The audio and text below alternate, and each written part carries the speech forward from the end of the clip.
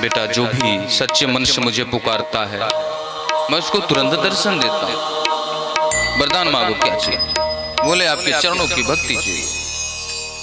बोले मन में तो तुम्हारे कुछ और है। अभी पिताजी के गोद में बैठना चाहता है, राजगद्दी पे बैठना चाहता है, भक्ति मांग रहा है। पिताजी की गोद में बैठना है। बोले नहीं, अब तो आप मिल गए तो अब इच्छा नहीं है। बोले अभी आपके कुछ कर्म शेष हैं, आप जाइए उसको पूरा कीजिए, फिर समय आएगा तो आप मेरे पास आ जाएंगे। ध्रुव जी ने राजी किया।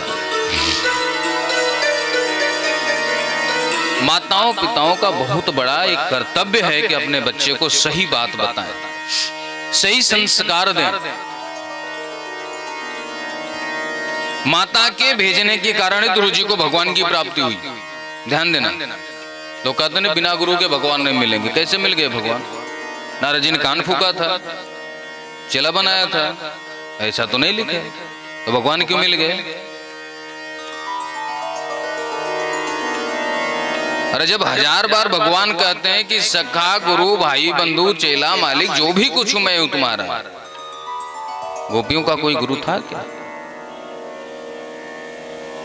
राजा भृगु कोई गुरु था उनका? भगवान कृष्ण स्वयं उनको लेने आए थे। उन्होंने कहा दुनिया में मेरा कोई नहीं, गुरु भी मेरा नहीं है, यदि कोई है तो मेरा भगवान है। पता नहीं कहां से सुन लेते गुरु बिना भगवान नहीं मिलते। जो गुरु होना चाहिए गुरु आज है ही नहीं। जिस तरह का गुरु होना चाहिए आज है ही नहीं कोई। किसको बनाओगे? उपनिषद कहता मुंडक उपनिषद, जिन्होंने पढ़ा है वो मिल जाएगा। 22वें अध्याय में देखिए उसे।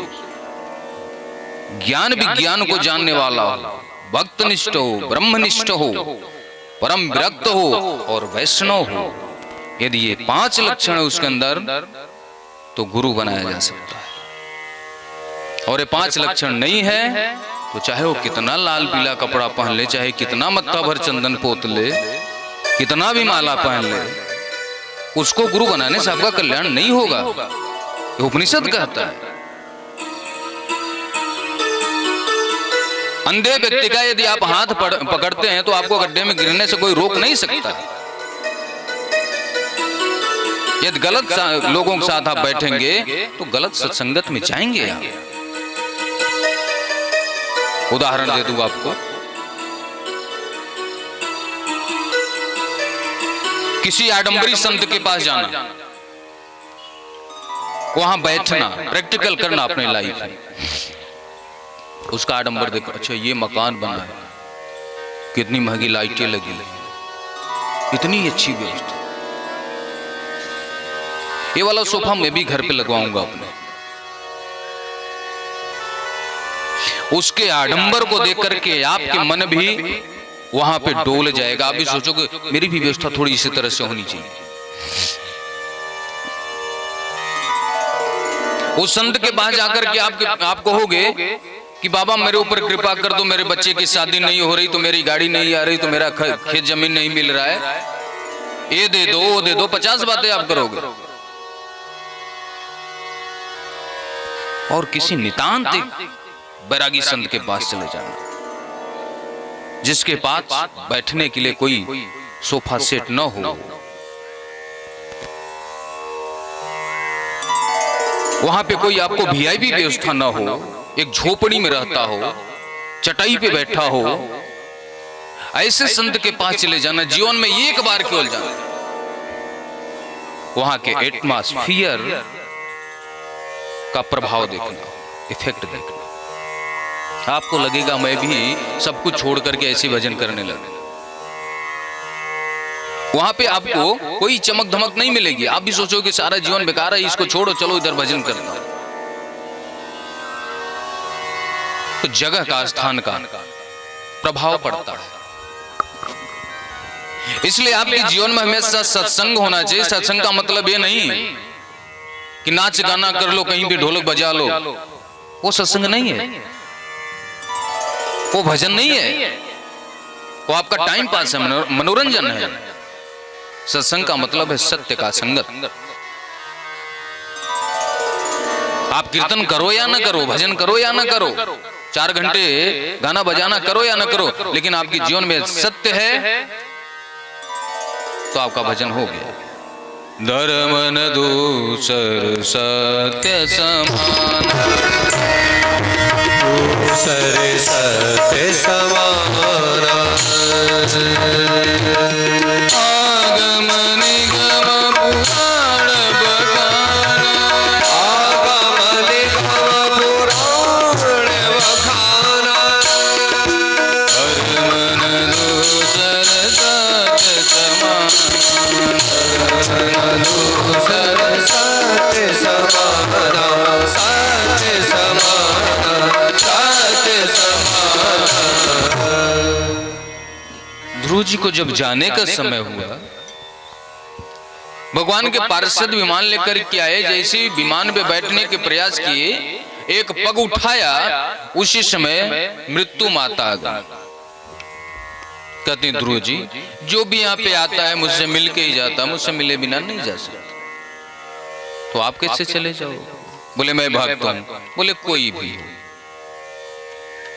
उसको तो मिलके ही जाना पड़ेगा। तो पार्षदों से ध्रुव जी कहते हैं कि प्रभु ये तो कह रहे हैं कि मिलके जाना पड़ेगा। अभी आपने सुना ना, कपिल जी महाराज ऊंचे आसन पे बैठे हुए हैं, माता जी नीचे बैठी प्रणाम कर रही हैं। अपने बेटे को माने क्यों प्रणाम किया? ध्यान देना, जो संत हो गया वह ना किसी का बेटा है ना किसी की बेटी है, ना उसका कोई बाप है ना कोई उसका भाई है, ना वो किसी से छोटा है ना किसी से बड़ा है, ना किसी जाति का है ना किसी संप्रदाय का है। वह सिर्फ है तो केवल भगवान का है। और जो भगवान का हो गया उसको मां भी प्रणाम कर सकती है।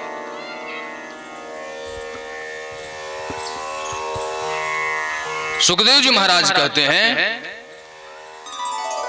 पार्षदों ने कहा कि माता जी को बोलो अपने सिर झुका लें। ध्रुव जी ने कहा माता जी अपने सिर झुकाओ। माता जी ने हाथ जोड़ करके सिर झुकाई भक्त के सामने।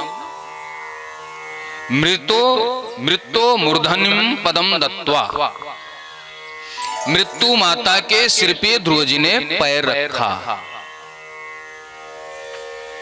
और दूसरा पैर रख करके विमान में विमान आरूढ़ होकर के भगवान के धाम को गए। जो भगवान का भक्त होता है उसकी मृत्यु भी उसके पैर के नीचे आ जाती है। मृत्यु भी उसका कुछ बिगाड़ नहीं सकता। भगवान के धाम को गए, भगवान ने एक धाम दे दिया, एक लोक दे दिया, ध्रुव लोक। ध्रुव तारा के रूप में अमर हो गए। आज भी शादी ब्याह में लोग ध्रुव तारा को दिखा करके वर कन्या से कहते हैं आशीर्वाद मांग लो। ध्रुव तारा की पूजा की जाती है। तो जो भगवान का भजन किया, ध्रुव जी के वंश का वर्णन किया गया। अनेक राजा हुए हैं। राजा पुरंजन की कथा आती है। राजा पुरंजन की जो रानी पुरंजनी है, यह स्त्री में इतना आसक्त है, इसकी स्त्री यदि गाना गाती है तो गाना गाने लगता है। पुरंजनी यदि रोती है तो पुरंजन रोने लगता है। पुरंजनी मदिरा पान करती तो पुरंजन भी मदिरा पान करता है। अर्थात हर क्रिया उसके साथ करता है। और यही नहीं, यदि किसी स्त्री की समाज में पुरंजनी चली गई महिलाओं की सभा में, तो राजा पुरंजन भी साड़ी पहन करके साड़ी ओढ़ करके स्त्रियों की सभा में चला जाता है। इतनी आसक्त था अपने स्त्री के प्रति। मरते समय स्त्री कहीं दूर थी, स्त्री की याद आ गई, उसी की याद में मर गया। अगले जन्म में स्त्री का जन्म लेकर के जन्म लेंगे। इसका एक मित्र है अभिज्ञात, जिनके विषय में कोई नहीं जानता। आगे जाकर कि यही राजा पुरंजन वैदर्भ नंदिनी राजकुमारी के रूप में जन्म लेंगे। इस जन्म में पुरुष था, आगे जाके स्त्री हो गया, क्योंकि स्त्री की आसक्ति। मलयध्वज राजा के साथ विवाह हुआ, 7 पुत्र हुए जो 7 द्वीपों के मालिक हुए।